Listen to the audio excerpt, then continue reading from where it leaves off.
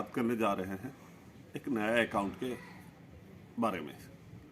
जैसे आज तक हम लोग सुन रहे हैं बैंक में अकाउंट खोले हैं, हाँ है, पोस्ट ऑफिस पे कुछ अकाउंट है ना है, आरडी में कोई अकाउंट है ना हाँ है, वैसे पीपीएफ में कोई अकाउंट है हाँ है। और बैंक वाले के पास जाते हैं तो वो हम लोग को अटल पेंशन के बारे में समझाता है और कोई समृद्धि सुकन्या के बारे में समझाते हैं। तो इससे डिफरेंट अकाउंट होता है। तो और हम लोग के पास लगभग कुछ ना कुछ अकाउंट ऐसे होता है। तो आज हम बात करने जो जा रहे हैं वो बात करने जा रहे हैं बीमा अकाउंट के बारे में। जैसे हम लोग बाकी सारे अकाउंट को खोलते हैं वैसे बीमा अकाउंट भी अपने नाम में खोलना जरूरी है। तो ये बीमा अकाउंट है क्या, पहले इसको जानते हैं। ये जो बीमा अकाउंट है इसमें 100% गारंटी जो है वो गवर्नमेंट का, इसमें सॉवरेन गारंटी है।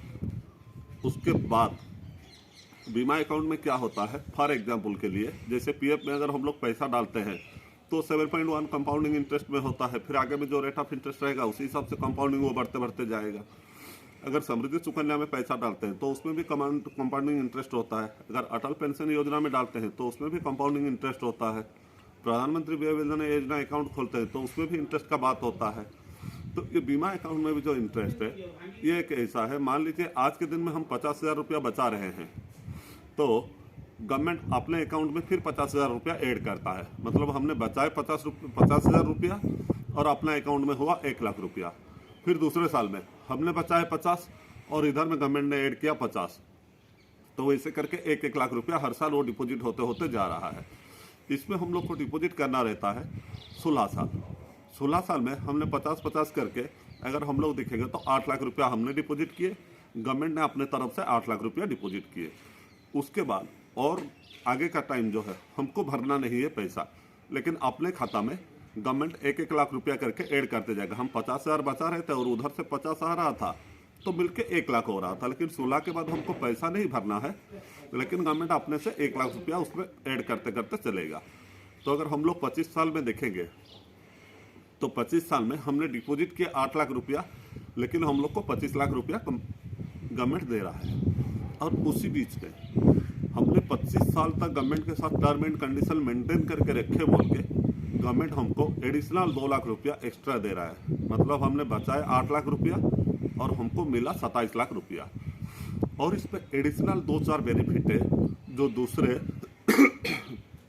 कोई भी अकाउंट में नहीं है। ना पीपीएफ में है, ना बैंक आरडी में है, ना समृद्धि सुकन्या में है, ना अटल पेंशन योजना में है, किसी में भी नहीं है। बीमा अकाउंट का सबसे बड़ा फायदा क्या है, हमने जो ये टारगेट लिए हैं, हमने जैसे ही 50,000 रुपया भरते हैं तो गवर्नमेंट 10,50,000 का एक एफडी हमको दे देता है। तो अगर मान लीजिए ये बीच में अपना कुछ हो जाता है तो ये जो 10 लाख का एफडी है वो इमीडिएट अपना फैमिली को मिल जाता है।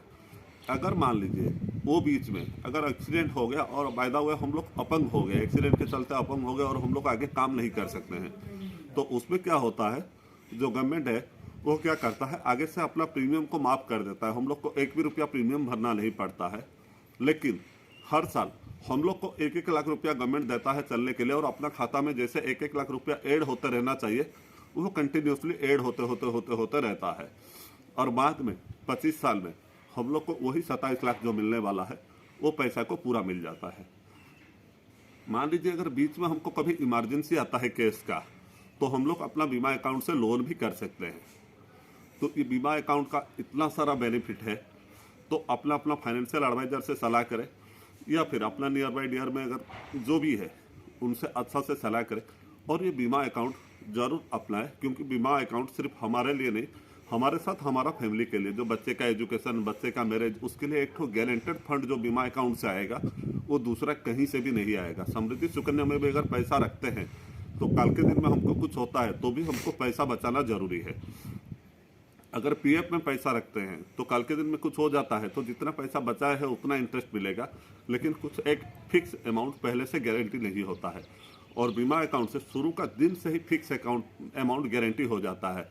इसमें हम लोग अपना बजट के हिसाब से प्लानिंग कर सकते हैं। सिर्फ 50,000 बोल के नहीं, हम चाहे तो साल का 5 लाख भी कर सकते हैं, चाहे तो साल का 15-20 हज़ार भी कर सकते हैं। तो ज़रूर बीमा अकाउंट ओपनिंग करें।